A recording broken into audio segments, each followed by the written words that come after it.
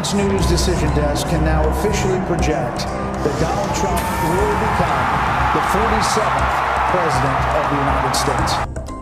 अमेरिकी उपराष्ट्रपति कमला हैरिस और रिपब्लिकन पूर्व डोनाल्ड ट्रंप ने अमेरिका राष्ट्रपति चुनाव में एक दूसरे को कड़ी टक्कर दी। अटकलों और तमाम दावों को विराम देते हुए ट्रंप की रिपब्लिकन पार्टी ने बम्पर जीत दर्ज कर ली है। ट्रंप ने बहुमत के आंकड़े से राष्ट्रपति चुनाव में अपना परचम लहराया है।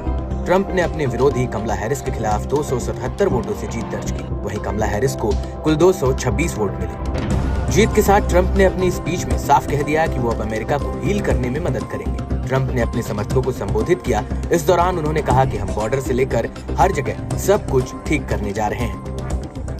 We're going to help our country heal. We're going to help our country heal. We have a country that needs help, and it needs help very badly. We're going to fix our borders. We're going to fix everything about our country. And we made history for a reason tonight, and the reason is going to be just that. We overcame obstacles that nobody thought possible, and it is now clear that we've achieved the most incredible political thing. Look what happened. Is this crazy?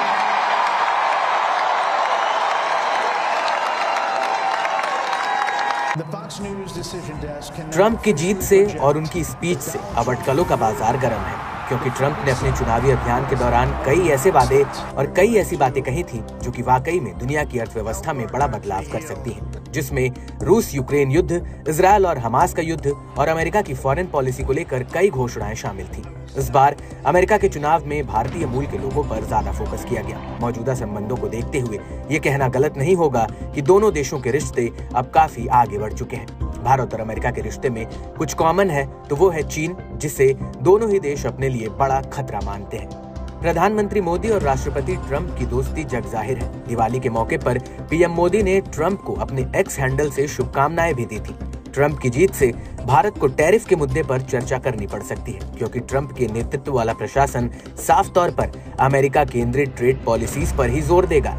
साथ ही भारत पर व्यापार बाधाओं को कम करने और tariff का सामना करने का दबाव डालेगा। ऐसे में भारत का आईटी, फार्मास्यूटिकल्स और टेक्सटाइल क्षेत्र का निर्यात बड़े स्तर पर प्रभावित हो सकता है। बता दें कि डोनाल्ड ट्रंप अपने बीते कार्यकाल में खुलेआम भारत से कहा था कि वो अमेरिकी चीजों पर भारी आयात शुल्क लगाता है, जिससे अमेरिका से भारत का निर्यात कम होता है।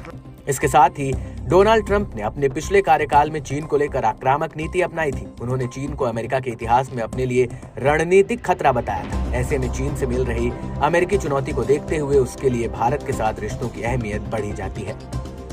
माना जा रहा है कि ट्रंप चीन को लेकर फिर से अपनी नीति को कड़ा रखेंगे और ट्रंप प्रशासन के नेतृत्व में भारत और अमेरिका के बीच रक्षा सहयोग और बेहतर और मजबूत होने की संभावनाएं हैं। वहीं इमिग्रेशन पर डोनाल्ड ट्रंप की प्रतिबंधात्मक नीतियों, विशेष रूप से H-1B वीजा प्रोग्राम ने अमेरिका में भारतीय प्रोफेशनल्स पर काफी ज्यादा प्रभाव डाल सकता है, क्योंकि इस मामले पर ट्रंप की नीति काफी सख्त रही है। वह अवैध इमिग्रेशन को खत्म करने की बात हमेशा से करते रहे हैं और अब जब ट्रंप जीत की कुर्सी पर विराज चुके हैं तो सबकी निगाहें उनके कार्यकाल में होने वाली नीतियों और नेतृत्व पर टिकी हुई हैं। We made history for a reason tonight, and the reason is going to be just that.